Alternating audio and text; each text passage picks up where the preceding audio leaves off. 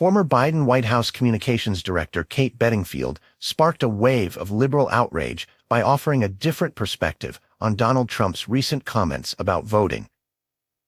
At the Believers Summit in West Palm Beach, Florida, Trump told Christians to vote just this time, claiming they wouldn't need to vote again in 4 years because things would be fixed.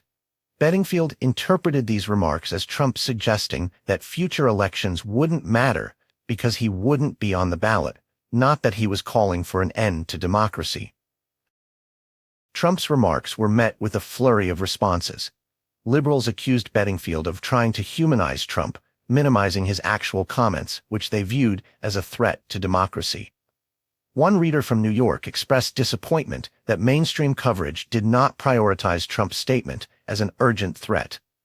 This reaction underscores a broader concern among liberal circles that Trump's rhetoric is dangerous and authoritarian in nature. Some conservative figures, however, took a different view. Senator Tom Cotton suggested that Trump was making a joke about the dire state of the country under President Biden. He argued that Trump's comments were intended to highlight the improvements that could be made if Trump were reelected. Similarly, Governor Chris Sununu described Trump's remarks as a typical Trumpism, meant to emphasize that things would be fixed with his return to office. Adding to the complexity, Representative Adam Schiff and Representative Daniel Goldman both weighed in with stark warnings. Schiff emphasized that democracy itself was on the ballot, warning that a Trump victory could lead to the end of the voting system. Goldman echoed these fears, suggesting that the only way not to have to vote anymore would be if Trump became a dictator. From a conservative standpoint, it's essential to consider Trump's broader message at the summit.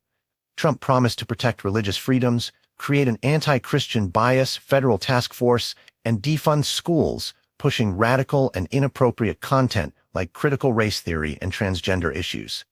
He painted a picture of a future where conservative values are upheld, claiming that these changes would be so significant that Christians wouldn't feel the need to vote again. Trump's speech also included strong attacks on Kamala Harris, whom he branded as the most radical liberal president in potential history, should she be elected. This rhetoric aligns with conservative concerns about liberal policies and the urgency to restore traditional values and national pride by supporting conservative leaders like Trump. As the 2024 election draws near, these discussions highlight the significant differences in how various political groups interpret and react to Trump's statements. While liberals fear an authoritarian future under Trump, conservatives view his promises as restoring much-needed order and values to the nation.